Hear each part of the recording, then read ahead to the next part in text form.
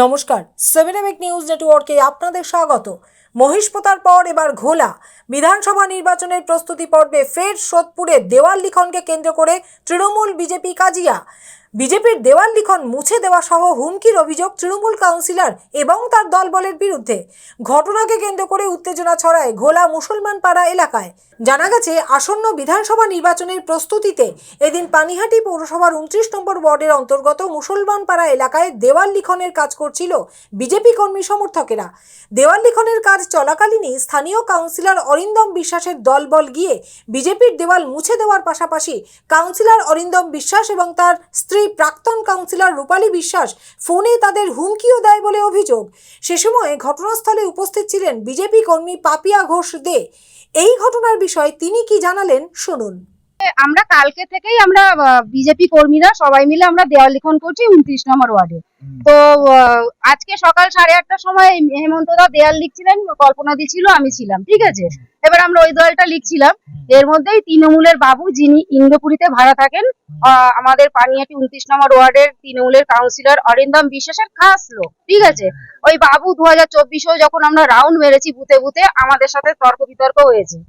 তো আজকেও এসে বলছে কোনো দেয়াল লেখান ফেখান চলবে না, আমাকেই বলছে। হ্যাঁ, কে বলেছে দেয়াল লিখতে? হুমকি দিচ্ছে তৃণমূলের ওই ছোট নেতা বাবু, অরিন্দমের খাস লোক, সে হুমকি দিচ্ছে কোনো দেয়াল লেখান ফেখান চলবে না, সব মুছে দেবো, এই দেয়ালগুলো আমরা নিয়ে নেব।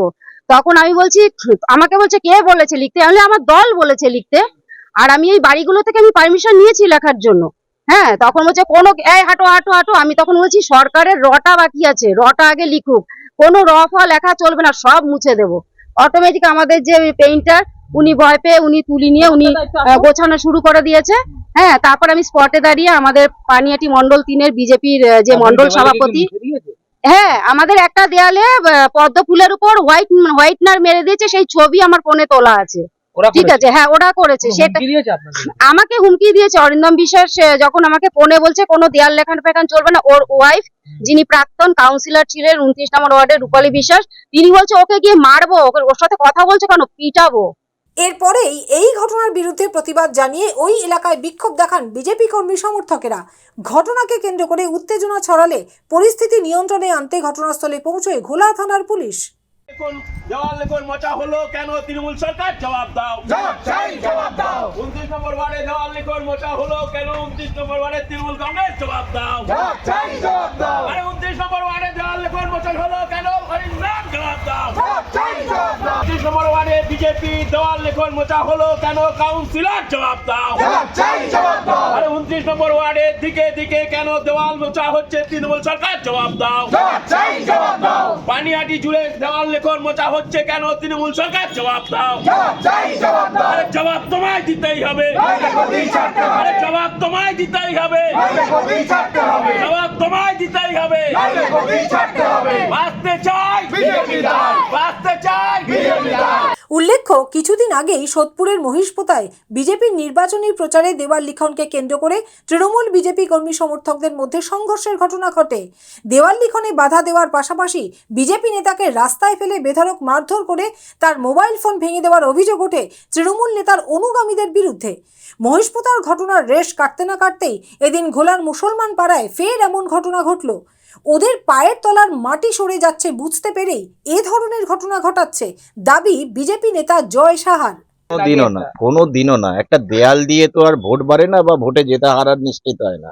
দেয়াল লেখা আমাদের দলীয় কর্মসূচি, দেয়াল আমরা লিখবই, যত মুছবে তত লিখবো। ওরা ওদের দেয়াল লিখুক, আমরা আমাদের দেয়াল লিখবো। দেয়াল লেখা আটকানোতে এটা ওরা বুঝতে পারছে ওদের পায়ের তলায় মাটি নেই, সরকারটা আর ফিরে আসবে না, তাই এই ধরনের ভয় দেখিয়ে আতঙ্কিত করার চেষ্টা করছে। কিন্তু বিজেপির কার্যকর্তারা কেউ ভয় পাওয়ার নয়, দেয়াল ওরা যত মুছবে তত আমরা দেয়াল লিখবো।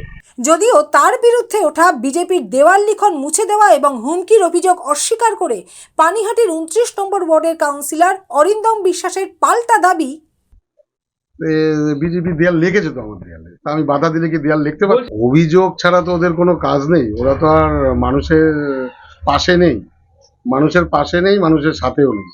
অভিযোগ তো অভিযোগ করতেই পারে। দেয়ালে সাদা রং ছিটিয়ে কেউ করে? দেয়াল মুছে দেবো আমরা দরকার পড়ে, তো দেয়াল মুছে দিয়েছি। সাদা রং ছেটায় আজকালকার দিনে কেউ? আর সাদা রং ছিটাবো কিসের জন্য? একটা দেয়াল কেউ যদি লেখে সেই সৌজন্য বোধটুকুনি তো আমাদের আছে, যে দেয়াল লেখলে সেটার মধ্যে কাদা ছিল। আর আমি যদি মনে করতাম দেয়াল লিখবে না, সেটা তো লিখতেই পারতাম না, তা আমি তো লিখতে দিয়েছি। আমি তো চাই বিরোধীরা দেয়াল লেখুক, বিরোধীরা দেয়াল না লেখলে তো নিজেদেরই খারাপ লাগে। হ্যাঁ, আমি তো সব সময় চাই বিরোধীরা লেখুক, কিন্তু সারা বছর যারা মানুষের সাথে থাকে না, না করোনার সময়, না কোনো মানুষের সুখে দুঃখে, মানুষের আপদে বিপদে কাউকে এদের দেখা যায় না। এরা শুধু ইলেকশনের সময় আসে, তাও আপনি লক্ষ্য করে দেখবেন যারা আজকে ওইখানে প্রেজেন্ট ছিল তারা একজনও আমার ওয়ার্ডের না, একজনও রেসিডেন্সিয়াল 29 নম্বর ওয়ার্ডের একজনও না, সব বহিরাগত। আপনি গিয়ে দেখবেন যদি 29 নম্বর ওয়ার্ডের রেসিডেন্সিয়াল কেউ থাকে তখন আপনি বলবেন। 29 নম্বর ওয়ার্ডের রেসিডেন্সিয়াল তো কেন, সব বাইরের সবাই এসছে।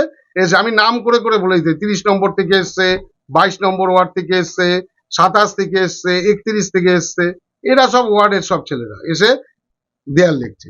এখন ওই পরিযায়ী শ্রমিকরা যেরকম আসে না, ওর একটা পরিযায়ী শ্রমিকের মতন 29 নম্বর ওয়ার্ডে এসে দেয়াল লিখছে।